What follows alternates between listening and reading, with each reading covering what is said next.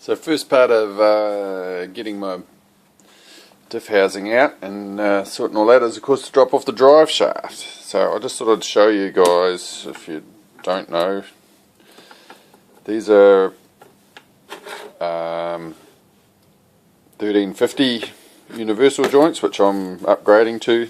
This size here is what they call 1310.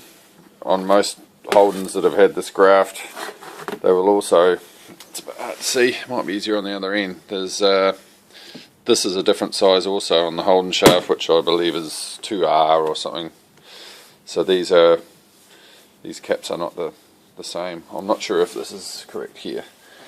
But anyway, we'll get away from all that by just making a new one with the proper heavy duty OD splices and never worry about it again.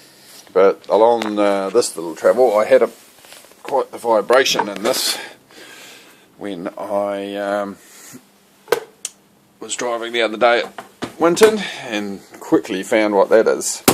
Now, when I rebuilt my Muncie the other week, I got rid of this as a standard Holden yoke, and it's pretty well flogged. I won't even get it out and measure it, but these are all rooted. They've been done 30 years of work. So while I was ordering parts in from the States, I just got a new Chev yoke, which is, they're like $80. They're much cheaper than trying to buy the same thing here. Of course, because this has the 2R, which is clips on the inside and a smaller bearing cup, I had to go and find another bearing the same as the other end, which is 2R with 1310. So this is an odd universal. Actually, that one must be 1310 all over. This is the 2R, which is tiny. But that's the standard Holden, as far as I know. And anyway, what that caused was a little bit of grief, because trying to find these, well, I got them at the bearing shop, but they had to be ordered in. Now these are clipped on the inside, and what I never thought to check,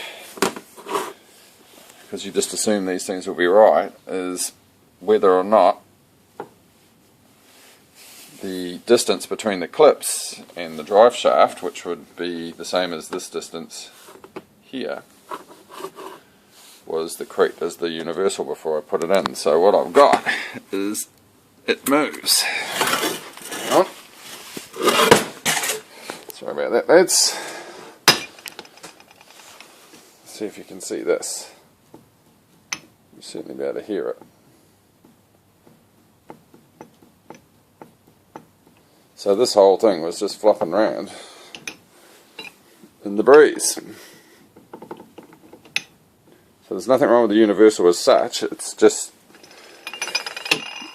when you put it in, it's full of air and grease, and it feels nice and tight, and you clip the clips on. But there you go, there's a trap.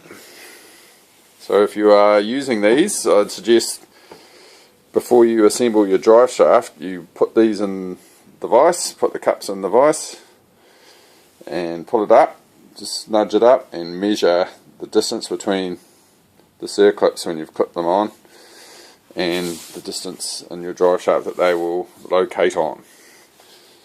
Never had to check it before, and I must say when you buy Holden unis, I've never run into this problem in all my days of doing these things, which is quite a lot because they always flog out in old cars.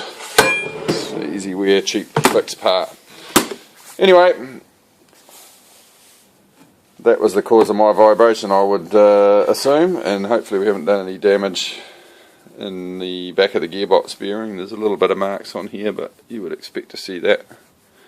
There's certainly it didn't do many Ks, so yeah, this will all end up, I'll probably hang on to that, but I think this has pretty much done its dash, this drive shaft, so we'll probably bin it. Anyway, I'm going to start taking the diff out a little later, so yeah, I might put that up in the next couple of days. I just thought I'd show you that. You always feel like a bit of a dill when these things show up, but hey, it was a filter right when I assembled it. But there you go, you can never check too much on these things. Righto, laters.